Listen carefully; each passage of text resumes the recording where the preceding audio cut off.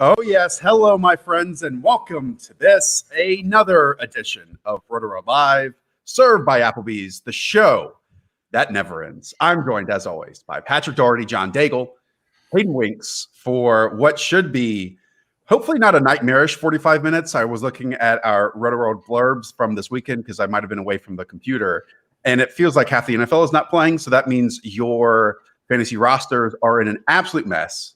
And that's why we're here for the next 45 minutes to answer your questions, which you can get in on Periscope, on YouTube, and on Twitch to help you set your optimal lineup. Pat, how you doing, man? Good. Congrats to Michigan on the humongous win over Rutgers last night in triple overtime is what I've been focused on this morning. Got it. Well, let's focus on, I have like a whole list of people missing. I'll run through them quickly and then get Hayden and Daigle's thoughts on one thing that they find most fascinating. Drew Brees out this week. Taysom Hill time. Marshawn Lattimore out versus the Falcons. Broken ribs, by the way. Calais Campbell and Brandon Williams, the interior run defenders against Derrick Henry, out. Ali Marpet was doubtful. Sammy Watkins is out. Mecole Hardman's in. Also, Mitchell Schwartz is out, the right tackle for the Chiefs. I'll try to speed this up. Drew Lock, Pat, congratulations. He is playing. Jadeveon Clowney, injured reserve.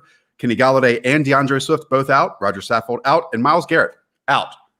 Daigle, talk to us. My thoughts about Taysom Hill at the top of the show from a child's room since I have left the Silva Manor is that unless he is named Travis Kelce on ESPN leagues, you are starting Taysom Hill over every other single tight end question you have this morning. Very simple. Also, if it's Travis Kelce and Pat and Hayden want to butt back and say start him over him too, I'm listening. I'm all ears because this is unknown territory. It is but taking your ESPN standard redraft league and making it a super flex league on accident. And that'll probably only be for 1 week. It's a game. I know it's a flaw and you're probably upset if your opponent is getting to do so, but you play the rules and the parameters of the game. You start him at tight end. It's pretty simple. Love it. I challenged Mike Clay to a duel over this, by the way. Not heard back. Hayden, what about you? What stands out heading in this week? And then we'll roll into questions really quick. Well, with Baltimore, Tennessee, you have the two defenders on the front line out for the Ravens, but you also have on the Titans side, they're missing their left tackle with an ACL. They're missing their left guard this week as well. So it's not like a gimme matchup for Derrick Henry just because the defensive line's injured. His own offensive line's injured, and they're still not getting any play from the right tackle as well. So Derrick Henry's still an RB1, don't get me wrong at all, but I don't think that the matchup is just like so ideal because he's missing 3 of his linemen right now. Well, as you hear the church bells going off right across the street from me, let's now roll into the questions. Pat, the cradle is going off around here. From Ryan Laker, we're going to start off with the tough one for you, Pat. I am looking to start a wide receiver in the flex between Jakeem Grant, Jacoby Myers, LaMichael P. Ryan, and Jalen Reagor. I have a feeling you might go with the target hog himself, Jacoby Myers, the wide receiver 1 for the New England Patriots. Did you start top 10 wide receiver Jacoby Myers? No, he's top 30, but he's the only one there really in that group with Jalen Reagor would probably be the runner-up. I wish it was LaMichael P. Ryan, but Frank Gore got re-involved before the Jets bye. But at Jacoby Myers, you lock in those targets.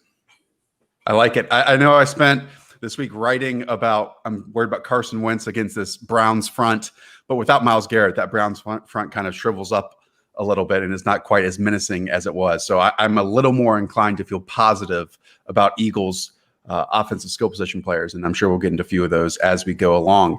Daigle, another question that has been persisting for weeks from Omar Gomez, a loyal listener and viewer of the show. J.D. McKissick or Damian Harris? Damian Harris might be in a smash spot, as Pat just alluded to, with his Patriots team facing Houston Texans. But J.D. McKissick has also put up top 12, 15 running back weeks as well. It's still J.D. McKissick for me. I just think the floor is so safe. It is a good matchup for Harris. Sony Michel, a healthy scratch this morning, so great. We know that 75% of touches of Harris's touches have come on first down, and the Texans are allowing over 7 yards per attempt on first down. There's no secret what the Patriots want to do in this cush matchup against a run defense now that's allowing the most rushing yards per game. Having said that, you know what you're going to get from McKissick also. You're going to get 6+ targets, probably 8+, honestly, every single week. And also that game is a sneaky total that continues to increase, and Washington's implied team total continues to get higher as the week has moved along here as well. So yeah, I like McKissick. I think he's safer. All right, Hayden, over to you. We'll start you off with a quarterback question today from the Hibachi. With Josh Allen on a bye, which of these elite is a strong word, waiver wire quarterback should I start? Derek Carr against the Chiefs, Tua Tagovailoa against the Denver Broncos, Kirk Cousins, or Alex Smith? I think it's between Derek Carr and Kirk Cousins. They're kind of the same guy, low volume, high efficiency, decent matchups on both fronts. I think I'll go Derek Carr in a projected shootout.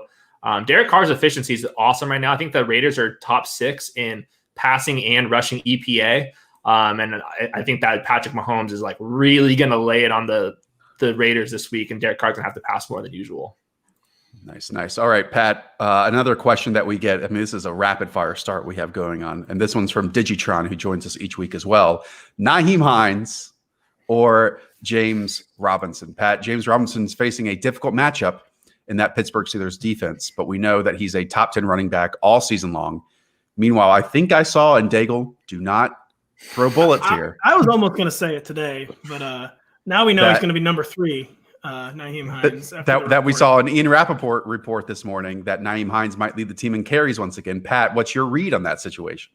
I mean, for the record, I had Nyheim ranked the highest already, but I mean, James Robinson, reusing a line I had earlier. I mean, they're on that 2019 Bengals diet with Joe Mixon in the second half of the season where game script, game flow doesn't really matter. They're running the ball, and the opponent's bad. Being a 10-point underdog, very bad, yeah. But the Jaguars are going to run come hell or high water, and it's just almost be impossible for James Robinson to get fewer than 20 touches. And we know Tomlin favored by more than 7 points. This is historically when this team plays down to their competition, and there's only one place to go. It'll be James Robinson. Divine Azigbo is active for Chris Thompson, but I don't expect him to get any amount of work. So James Robinson still top 5 play. It doesn't matter about the matchup. All right, Hayden, what we do on this show each week, we try to find the Zeke Elliott line. Is Gio Bernard above Ezekiel Elliott or below Ezekiel Elliott?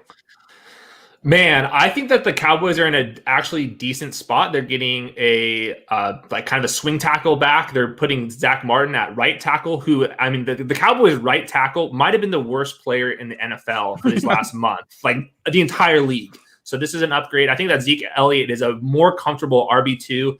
Gio as well. I think I'm going to go Gio, but barely. Like this is pretty close. I think the Zeke line has raised like a tier or two just because they get Dalton back, the matchup's good, and they get multiple offensive linemen back. I feel like we need Zeke to get back to like that 2018 passing game usage for him to feel like really good in a week in, week out situation attached to Andy Dalton. And the line is drastically different here, Hayden. I mean, against Washington, Cincinnati are just 1.5 point road dogs here, and Dallas are 7.5 point road dogs against a Mike Zimmer-led defense. Pat, what you want to say something? I was just going to say, I mean, it is very close, but Giovanni Bernard is kind of losing like that plug and play status because it's a little hard to tell because some of it was garbage time. I mean, Samaje Perine has like actually been involved the past 2 weeks. Not our boy Travion Williams, but Samaje Perine is like actually involved, and Gio has been kind of tumbling down the rankings for me, and he's like kind of like a bottom basement RB2 at this point.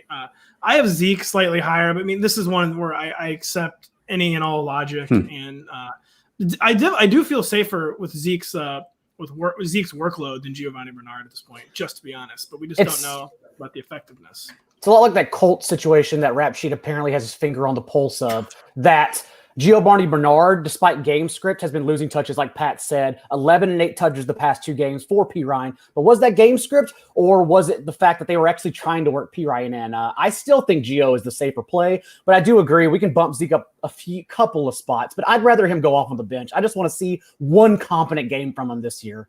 Just a bully, John Daigle. You're just a dang bully. I don't know what you're talking about. Okay, we have another Taysom Hill question. Daigle, I just deleted it. Did not mean to do that. That's a good omen. Delete Taysom Hill, everybody. I'll just say it out loud, Daigle. Someone wanted to know, you talked about Taysom Hill playing tight end above anyone other than Travis Kelce and ESPN. What about Taysom Hill at the quarterback position? Would you play him over the likes of, and the question was about Matt Ryan, who are 3.5 point road dogs against the New Orleans Saints today?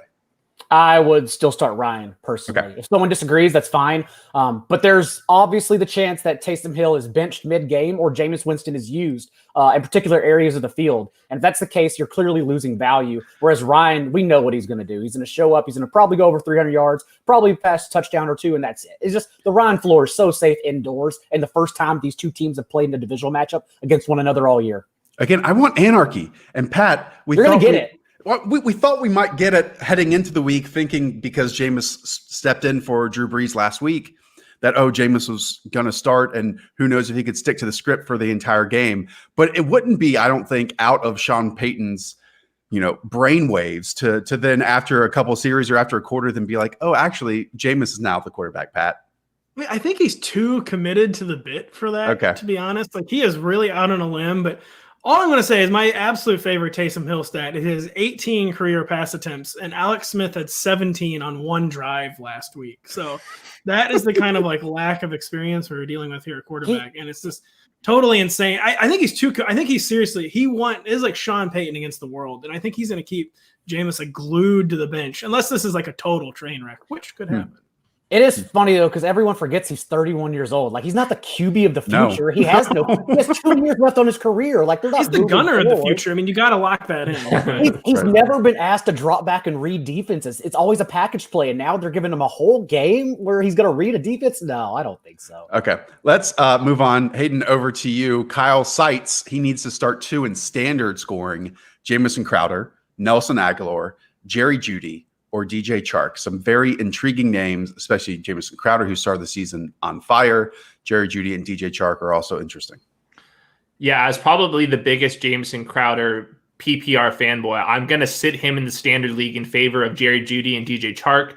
I think they have a little more upside. Remember, Crowder's dealing with far more competition now with Denzel Mims and Rashad Perriman back, and he's getting with Joe Flacco, who's, I think, a little more inclined to throw downfield as well. Jerry Jeudy, I know the matchup's bad against the Dolphins, and I want to be starting all the Dolphins defenses that I can, but Jerry Jeudy's kind of emerging as the alpha, and he looks really good on tape. So I think that you're going to see some more spiked weeks out of him. Him and DJ Chark, kind of similar players. They can win vertically. They're also getting these alpha looks as well. So I think that you want to start both of them as like wide receiver 3s. And there's some positive signs pointing in the Broncos' direction. I mean, Drew Lock is starting over Jeff Driscoll. The line is only 3.5 points. Is that positive? It is. It is. I couldn't tell if you were being sarcastic or not. No, I'm serious. Brett Rippon too, man. It's like things are looking up for the Broncos. And calm down. The line is only 3.5 points. One that I still do not understand, but maybe Vegas knows something that we don't. All right, let us move on to this one. John Daigle, your favorite football player in the league. Should I start Kalen Ballage or Justin Jefferson this week as my flex in PPR? Oh, this is actually pretty tough. Ballage is sadly safer. I still think I'm playing Justin Jefferson in a game environment I continue liking more and more. Perhaps it is a Dalvin Cook game and it's just called a day for everyone else. But Justin Jefferson still leads the league in yards per route run. Eventually, these touchdowns have to happen. And it's been pretty obvious whenever Jefferson has popped. He's popped in soft matchups against, for instance, the Saints, I believe, the Falcons, and a couple others. And so now we know the Cowboys can't defend them either. So it's been pretty obvious when you should chase Jefferson. And I think it's a game you chase Jefferson. Pat, here's a good question. Last week on the recap show, which everyone, by the way, if you're watching right now, go on your cell phone and download the Rotoworld Football podcast. We'll have every game and every fantasy relevant player covered by Monday morning. Last week, we talked about DeAndre Swift taking a hold of this backfield and looking great doing it. Well, because of a concussion that sprouted up some random time this week, we don't know how that running back situation is going to shake out against the Carolina Panthers team that does not have Teddy Bridgewater. So I'm leading to this question. Charles Johannes, full point PPR, Salvon Ahmed or Kerryon Johnson? Yeah, DeAndre Swift caught a concussion from aerosols, apparently. Matt Breida returning is the wild card here. But it's important to remember, sorry, my face has been itching like crazy this podcast. I keep itching my face. It's important to remember that Matt Breida, we're not enamored of Matt Breida, like even when he was healthy earlier this season, like he was having a really difficult time blowing by like 4 or 5 touches.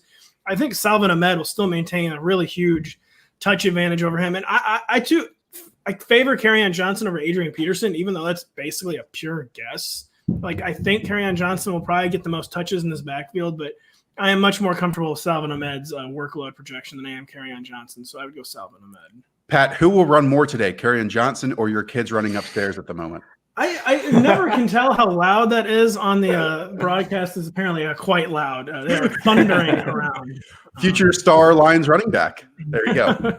I'm going to mute. Hayden, Jose is freaking out over here with his big quarterback question. Should he start Big Ben against the Jacksonville Jaguars or Lamar Jackson against the Tennessee Titans. Again, the Ravens are still 6-point favorites at home the last time I checked without their star left tackle. And with that offense, I should say, not showing up last week. Well, first of all, don't freak out. It's fantasy football, so we can get through this. I'm going Lamar Jackson. The track record from last year is just too strong. I'll stick to my priors. I know he's not playing well. I know Big Ben's passing more.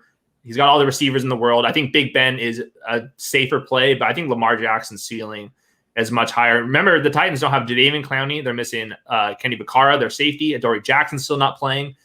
The Titans defense is super banged up right now. So I think that's why the spread is the way it is. I know the Baltimore offense is also banged up on the offensive line, but the Titans are like more banged up, and I'm pretty confident with that.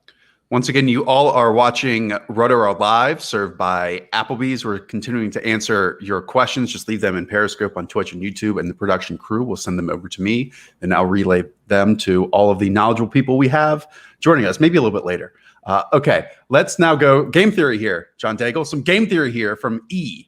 Michael Pittman or Robert Woods in standard, and he asked about Michael Pittman because his opponent is starting Phillip Rivers. Should that factor in his decision here? Well, congrats to you because your opponent's starting Rivers, so you win. And then it's actually Robert Woods. I'm just going to take the higher floor. I understand it's a bad matchup, but remember that they get Robert Woods involved in unique ways as well. They continue involving Josh Reynolds also, who now leads the team in end zone targets over the past month since they eliminated Van Jefferson from the rotation. But to me, it's still Robert Woods who leads in red zone targets. His floor is much safer than Cooper Kupp's, who ran fewer routes than both Reynolds and Woods last week, oddly enough. Well, I think the other thing is Josh Reynolds is the deep target, and I think that's here to stay. He's going to run basically all the deep routes. The issue with that right now is no left tackle. They're Andrew Whitworth, their best offensive lineman, against a blitz-happy defense that is creating a ton of pressure. I don't think that's the right environment for Josh Reynolds. I think that you're going to see a lot of crossers to Robert Woods here. So I think despite the matchup looking tough, I think just the way they're going to be using Robert Woods is probably conducive to like wide receiver 2, wide receiver 3 numbers. We're going to learn a lot about this Rams team. And sure, not every defense is a top 5 defense like the Tampa Bay Buccaneers, but with Andrew Whitworth out for the next, 4 to 6 to 8 weeks, this team, if they cannot protect Jared Goff, we have seen the offense totally struggle. And it's not out of the realm of possibility that if they show that they can, then, they obviously make the playoffs and are one of the top 4 or 5 teams in the NFC. But if they can't, then they miss the playoffs entirely. I think that's hey, Josh. Right. Yeah, go ahead. Bucks -4 right now. I think that's one of the best bets of the week. Yeah, it's 4.5 where I see it right now, and only open 3.5. So the good news is the worse your quarterback is, the better you play against the Bucks. There you go. All right, Pat, over to you. Let's do this one. This is a good one from Raven Terp. Damian Harris, Kalen Ballage, or Will Fuller in full point PPR. Which one? Well, my boy Damian Harris, Mr. Early Downs, as we were talking about earlier, Mr. facing the team, allowing 10 more rushing yards per game than any other team. Texans bad in essentially every run defense metric, advanced, traditional, you name it, just a completely god-awful run defense. And that completely aligning with what we know the Patriots want to do on offense. It's impossible, I feel like, to overthink Damian Harris this week. And we love Kalen Ballage's touch projection, but yeah, you got to get Damian Harris in there. Yeah, I agree. All right, Daigle, up to you. Sit one. Loaded roster here from Mr. Mind Messer. Tyler Boyd, Chris Godwin, Jacoby Myers, or CeeDee Lamb. Who are you going to sit? I'm still sitting CeeDee Lamb among this group. I do like it, but there are enough questions in season long where you don't have to take on the risk. You just play the other confident guys. We know what their target shares will be because they've been the same every single week. Yep, I agree. That's a good one. All right, let's keep it moving. From Roadmap RS, I'm number 2 in my league and playing number 1. So this is pretty important. Once again, it's just fantasy football. Pick one in PPR between Mike Davis, Antonio Gibson, and Will Fuller. Hayden, over to you. We had loved Mike Davis early on. Some even questioned if he could just, be a 1-for-1 replacement for Christian McCaffrey. But I think you have to be most worried about his situation here attached to PJ Walker, even though the Lions defense is not a good one. I think Mike Davis projects better than Antonio Gibson just from like a PPR format. I do question if PJ Walker's going to be checking down to Mike Davis as often. So I think that I'm downgrading Mike Davis a little bit with the quarterback change. But Antonio Gibson, like we've seen it before, can get kind of game scripted out. He's still not catching passes. He's really reliant on touchdowns. So I think Mike Davis probably projects for like a point or two better. Will Fuller, I think it's interesting, but once again, the Texans are missing their left tackle. They're only a good offensive lineman too. So I think I go Mike Davis, but it's close. Isn't, though, this Washington game where we saw Antonio Gibson, even in negative game script, get carries, especially near the goal line last week against the Lions? Isn't this one of the few that we can hope for Washington to have a positive game script against the Cincinnati Bengals? Yeah, I think this is an Antonio Gibson week compared to like J.D. McKissick. The issue is even if he gets 15 to 20 carries, which I think is what we can project him for, if they're not coming near the goal line, you're kind of out of luck. So you're really rolling the dice. He's like a really boom bust RB2. And I think Mike Davis, I know he hasn't been producing very much, but he's still got the full-time role when he's healthy. So, all right. Before we move on to more questions, I want to talk about this Philly-Cleveland game. Obviously, Philly on the road are 2.5-point road dogs, but no Myles Garrett is a fascinating dynamic for me. We're still waiting to see what Carson Wentz can grow into if he can continue to develop the season. But Miles Sanders, so on and so forth, is a player who I thought looked really good coming back from injury last week. And for more on this game, we go over to NBC Sports' and Rotoworld's Warren Sharp. Thanks, Josh. I want to talk about the Philadelphia Eagles catching 3 points against the Cleveland Browns. And the element of this game that's interesting to me is the Philadelphia Eagles run defense. Now, they rank outside the top 10, which is a definite decline from what they've been in the years past. However, one interesting note is that only 2 other teams have faced more early down runs by quarterbacks and wide receivers than have this Philadelphia Eagles run defense. Why is that interesting? Because most of the time, early down runs from quarterbacks and wide receivers tend to be either design plays that end up gaining yards because the opposing defense is not really prepared to stop these types of runs on early downs. In addition, you're talking about pass plays and dropbacks where coverage is there and you tend to run the football and gain yards because the defense is playing pass. Bottom line is the Eagles are allowing a lot of yards per carry, a lot of EPA to these runs. If you just look at pure running back runs on early downs against this Eagles defense, they rank 3rd best in the NFL. Only the Tampa Bay Buccaneers and the Indianapolis Colts run defenses are better than this Philadelphia Eagles run defense. If they can slow down the run game of the Cleveland Browns, then they can get some pressure on Baker Mayfield and force him into more predictable situations. And we know Baker Mayfield really struggles against pressure. And I think that the Eagles should have a little bit of success getting some pressure here. On the other side of the ball, I think the Philadelphia Eagles may have some success running the ball here. You get back Miles Sanders. You've been missing him for a while. He was there last week, but now you finally go up against a run defense that is below average in the Cleveland Browns. The Philadelphia Eagles have played the 5th toughest schedule of opposing run defenses. This is going to be one of the easier run defenses they will have faced so far this season. Should give them some opportunities to not have to rely on Carson Wentz and still yet work the ball into the red zone, where this Cleveland Browns defense is one of the worst in the NFL. I think if the Eagles can get some points on the board here, it's going to be hard. I don't think you're going to need a lot of points to be able to hang with Baker Mayfield and the Cleveland Browns against this defense of the Philadelphia Eagles. I think this is going to be a great game, a non-conference battle here, but I think that the Eagles can definitely keep this game pretty close and maybe look a lot better than what we've seen from them over the last several weeks, where we thought this team doesn't deserve to be mentioned alongside the Cleveland Browns. I think they might surprise. Thank you, Warren. All right, let's just roll back into questions. Let's go over to Dan Lignos over here. Need a flex between Ronald Jones, Jameson Crowder, Devontae Parker, and Salvin Ahmed. Daigle, what do you think? We saw Rojo have a career day last week. Can he continue it this week? A flex between these guys. The correct answer would be Pat Jameson Crowder, right? Ooh. I was gonna say Ahmed, but when I saw this was like the classic, like Josh, Hayden and John have been having a good show today. Toss it to them, see what they say. I'm gonna go Ahmed, but I could see any 4 name being a recommendation here. Everyone cites that Crowder ran fewer routes than Perryman and Mims this past week. But remember, he was coming off injury. Now he has had a whole 14 days to rest. I would expect him to be right back in the fold. And remember, he was a top 12 wide receiver when healthy, whether it was Flacco or Darnold feeding him targets. And so I'm just assuming he's going back into that role. All right, let's find the Damian Harris / Duke Johnson line, Pat. Damian Harris or Duke Johnson, half-point PPR? Easily Damian Harris. I mean, our boy Duke Johnson, he's just been exposed. He's just not a good running back, apparently. No, I mean, I have been concerned with Duke Johnson. I was concerned with Duke Johnson's performance in his change of pace role. Didn't exactly shine in the every down role. I still always believed in the talent, but it's just impossible not to go Damian Harris for me against this Texans run defense. Hayden, we have not talked at all about not this question. This question. We have not talked at all about the Taysom Hill trickle down to Michael Thomas. I mean, Michael Thomas still hadn't been putting up points coming back from injury, even with Drew Brees in the fold. So we've also seen Calvin Ridley now come back from a foot injury. So which player is worth starting as a wide receiver 2 in full point PPR from Vorse 7-4, Calvin Ridley or Michael Thomas? I don't think this is particularly close in Calvin Ridley's favor. I think that he's fully healthy. He had the time to come back. Michael Thomas, even before the quarterback change, was facing a lot more competition because Alvin Kamara is seeing a bunch of targets. Jared Cook's healthy, and they have Emmanuel Sanders, and they're playing slower, and they're running the ball more. So I think Michael Thomas, even before the injury, was kind of not going to be seeing the numbers that he was typically seeing. I have zero faith in Taysom Hill, zero faith.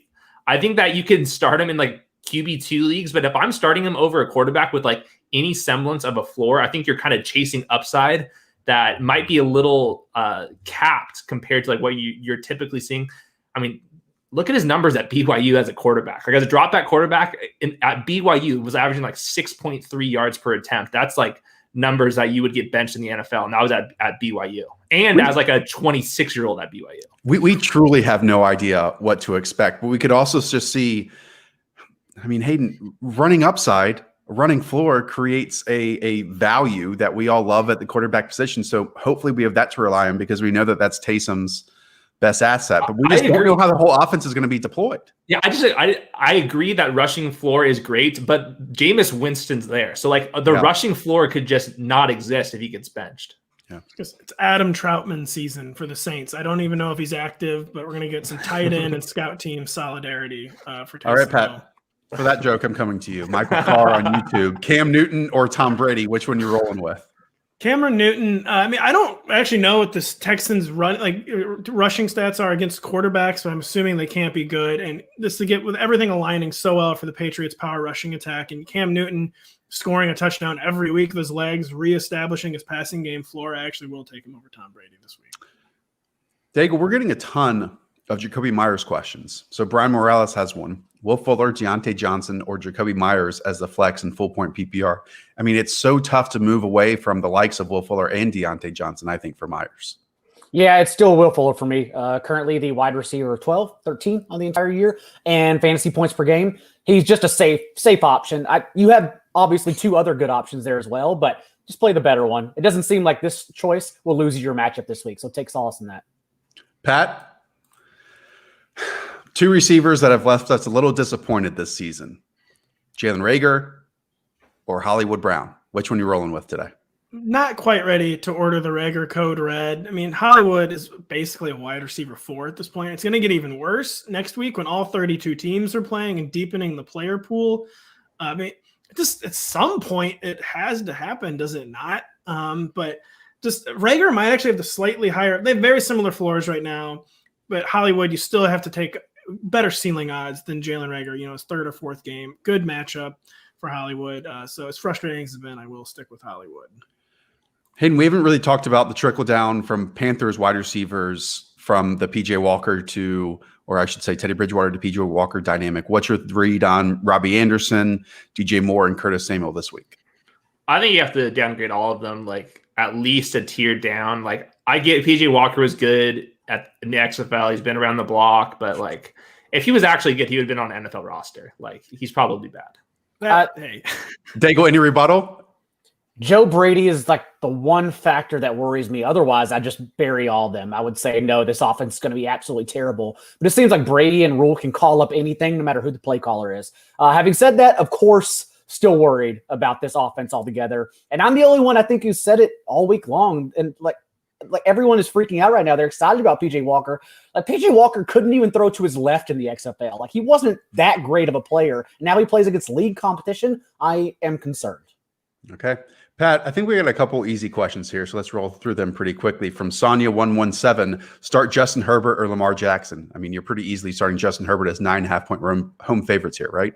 You are. I do agree with Hayden that maybe Lamar Jackson's finally going to sort of turning the corner and is going to get back up to where we're used to him in fantasy, but Justin Herbert today for sure. Okay. And then over to you, Hayden. Michael Thomas, Zeke Elliott, or Miles Sanders? Miles Sanders. Yes, it's Miles Sanders. He's got a pretty good floor right now. He looked awesome last week. Bad touchdown luck. I'm going Miles Sanders. All right. Let's keep it going. Who to sit here? Oh, Daigle. Nicholson Jeff on Facebook. Who sits between Antonio Gibson, CEH, who had an illness this week, non-COVID related, but is back here on Sunday, and JD McKissick? Which one of those are you sitting? You can't play both Washington backs. It's one or the other. Yeah, that is a good point. All right, I'm sitting McKissick. I'm going Gibson. Okay, I like it. So, I mean, you're basically deciding if Washington is going to be close in this game or not. Washington's applied team total has increased nearly a field goal now throughout the morning. So, yeah, I think that would mean it's a Gibson game script. McKissick is probably still safer, honestly. But at least we know that Gibson still gets the touches inside the 10-yard line over McKissick. So I'll take that. Go ahead. I don't think McKissick's 30% target share is going to last. That's all I'm saying. He played true wide receiver last week, though, for a large stretch of that game. They play them together. That's the thing. Yep. They'll move them around for the first time last week, assuming that continues now. All right, Pat. We've gotten here with Jonathan Taylor. Jonathan Taylor or LaMichael P. Ryan in full point or half point PPR. Alex Taz 27 needs to know. Yeah, this one is frankly terrifying. I guess I'll say Jonathan Taylor. I mean, Jonathan Taylor's better than Michael P. Ryan in theory. Maybe.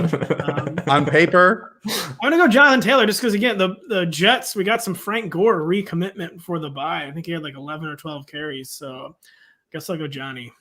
Yeah, I don't know where the P. Ryan questions are coming from. I've received a lot of them this week too, and it's we saw Frank Gore be the workhorse for the bye. Why are we now?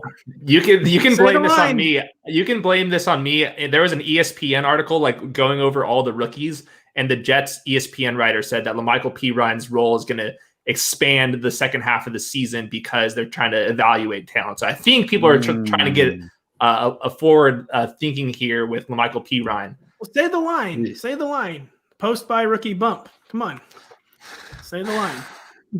I can't. Adam Gase negates all the theories. Yeah, it doesn't matter when you're attached to AG. By the way, what's your read on the Packers and Colts game, Hayden? Because it's a 2-point spread in favor of the Colts, but we have seen the Packers for, I think, the first time since week 2 have Devontae Adams, MVS, and Allen Lazard on the field at the same time today.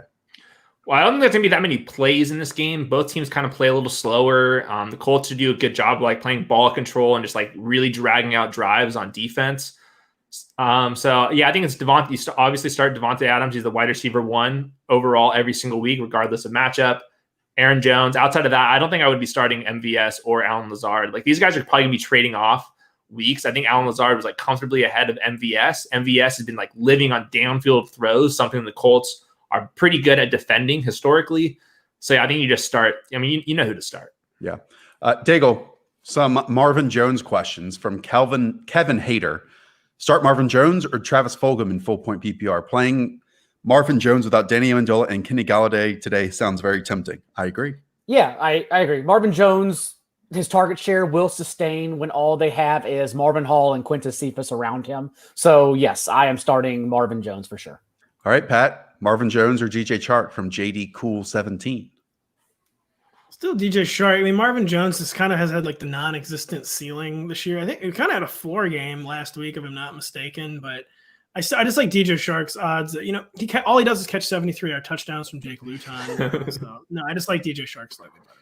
I mean, it's all up to that big one downfield shot if he gets it or if he doesn't, because he got it 2 weeks ago. He just missed because Luton underthrew him last week, and we know that the Steelers, are allowing among the most in the league.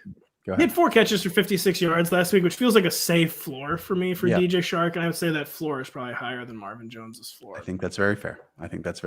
Okay, let's go over to you, Hayden. I don't think I've asked you a Duke Johnson question yet. Start as a flex in full point PPR from Laz T. Lane, Duke Johnson, Devontae Parker, or Antonio Brown. You're welcome.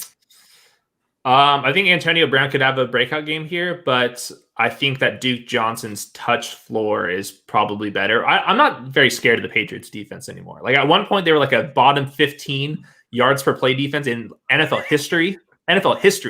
Yeah, no, they're not getting healthier. Like, trust me, I don't think that They actually are getting healthier this week with Stephon Gilmore coming back.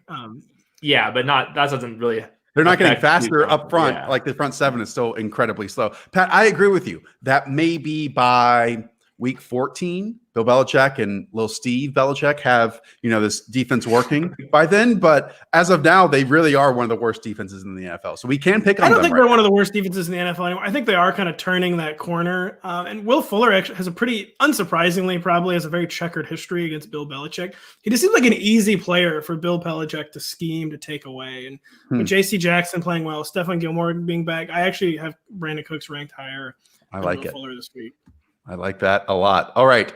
Here we go. Daigle from NH or Hill 923, Kareem Hunt or James Conner in full point PPR. I think this is a very difficult one because James Conner, while he is in a smash spot today as 10.5 point road favorites, James Conner still has not been getting a ton of looks and good looks for the Steelers and just hasn't hit home. Meanwhile, Kareem Hunt is splitting that backfield as Warren Sharp talked about in Cleveland, but both of those players can maybe get home against the Eagles. The work behind the scenes was actually there for Connor as he played a season high in snaps last week, 13 of the team's 15 carries. So he's clearly the workhorse there. Having said that, Kareem Hunt's still much safer. This team has just changed its tune the past 2 games, throwing at a 70% rate, the league's 3rd highest with a lead now these past 2 weeks. And I do wonder if that's because as they somewhat coast to the playoffs, if they want to just scale back James Conner and keep him healthy throughout the year. Because again, they're not involving anyone else. Anthony McFarland was a healthy scratch last week. Jalen Samuels, we know, is out this week. So maybe there is a little more passing work, but either way, we know Jacksonville's front 7 has actually quietly been good against running backs, whereas they're missing their top 2 corners today. So I think it's still a pass-heavy game script. I'm going with Kareem Hunt. I like it a lot. All right, let's move on over here. We haven't talked about Cooper Kupp at all, Hayden Winks. Who sits between these 3, Cooper Kupp, Gio Bernard, or Duke Johnson? That is tough. I think I'm going to go Cooper Kupp just because I think we can project the Rams to have probably a top 5 passing volume attack because I don't think that they're going to be playing with the lead. We saw last year, we've seen it even this year. When they go down, they just completely scrap the run game, and you're not going to be running against the Bucs anyway. So I think with the left tackle being out, you're going to see Cooper Kupp run these 5-yard slants, and Jared Goff's going to be screaming back there and just tossing it up as soon as he can because the Bucs are going to be blitzing against him. So he's a start. Cooper Kupp is a start. Pat, which of other those are you going to start and sit the other one? Going to sit Giovanni Bernard. Just, I always am biased in favor of running back touches, but I just think they're so low quality for Gio at this point. And Samaje Perine, comes on as a star in this league. But I'll bench Gio. Okay. Up to you, Daigle. I don't know. This one doesn't make sense to me. So tell me if it makes sense to you. I think Todd Gurley is the easy start over Melvin Gordon, and Bob Klein had this question. I know that if Klein has Hayden's popping models, Melvin Gordon does project out well, but there's always a guy I fight every single week with the models, and it's always Melvin. I'm never playing Melvin Gordon. So Todd Gurley, the thing is to take a Sharp Football Rich Rebar stat. The Saints have not allowed a 100-yard rusher since Samaje Perine in 2017. Gurley's not topping 100 yards. Having said that, he's still going to get the pass catching work in a good matchup. So I'm still taking Gurley here. All right. Melvin Gordon with Philip Lindsay is getting 10.4 expected fantasy points. So I'm out with Melvin Gordon. He's not even better than Philip Lindsay. He hasn't played better than Philip Lindsay this year for sure. Lindsay has looked great. Yeah. Pat, we've seen Michael Pittman.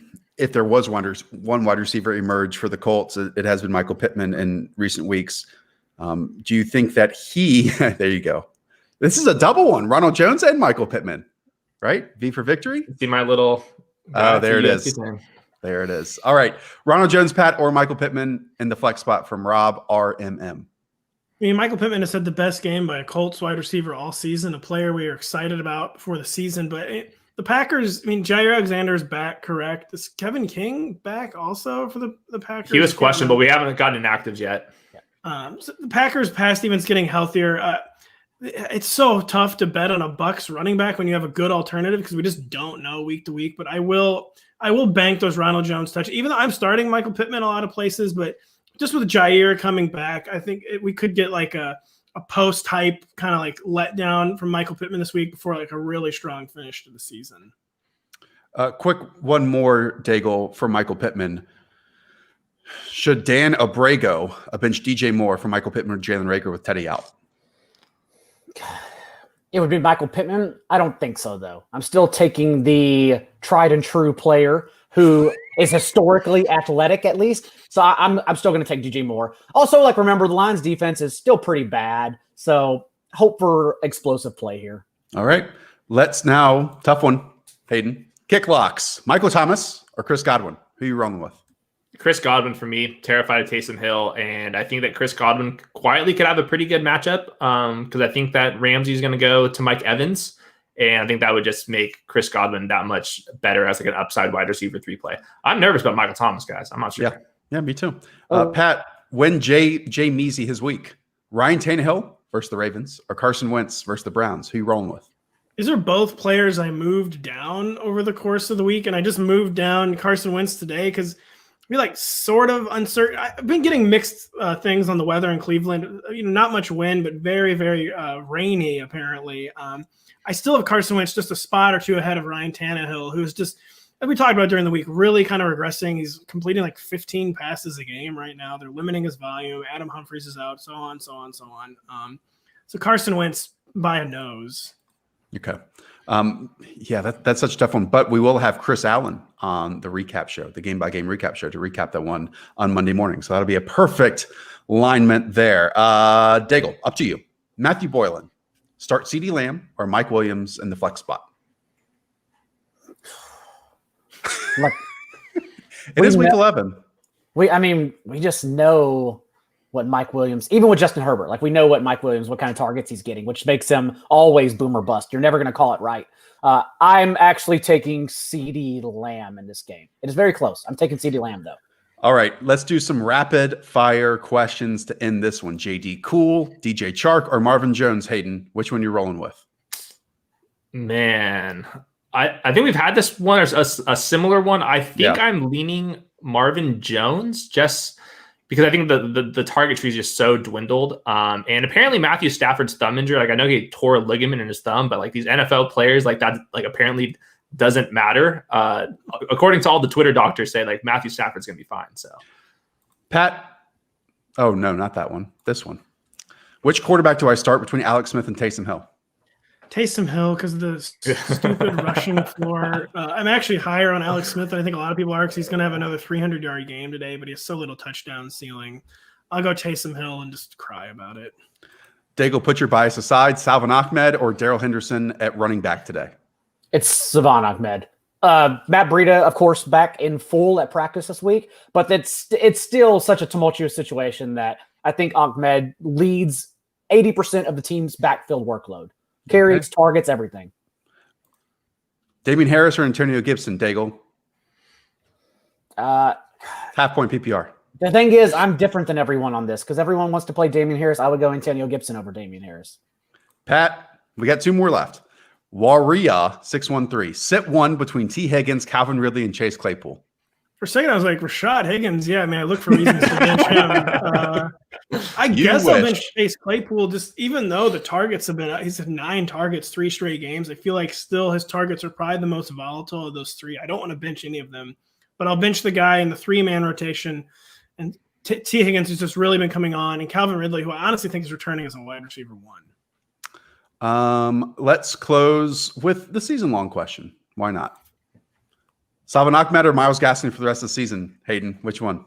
Well, I think this depends where you are in your standings. If you are in like first or second place, I'd rather hold on to Myles Gaskin. If you're battling for a playoff spot, you have to go Ahmed. I think when Gaskin returns, I think that he would be the lead back because he was pretty dang good in that role earlier. And we also like Auckman could have a bad game all of a sudden, and like everyone's like, okay, what are we supposed to do with him? So I think I would rather go Myles Gaskin, but it definitely depends where you are in your standings. All right, that is going to do it for us, gentlemen. You once again crushed it. I just had to pass it over to you, and you just displayed all the knowledge possible here on a Sunday morning. Once again, if any of you still have questions, I would say go and consult Pat's rankings, which are up on the site right now, or our season-long tools. We have the composite weekly rankings up there. That's rotoworld.com/edge. We have a weird, crazy week ahead of Thanksgiving, but don't worry, we still have a ton of shows. Again, Monday morning, game-by-game recap show. We cover every single fantasy-relevant player, just in case you didn't get to watch the games. That's on the Rotoworld Football podcast feed. Tuesday morning, waiver wire still. Wednesday, we'll have the Thanksgiving preview game shows. And then Friday, we'll have the full Sunday slate of games. All right. For John Daigle, for Patrick Doherty, for Hayden Winks, I am Josh Norris. This has been Rotoworld Live, served by Applebee's. And as always, up the villa.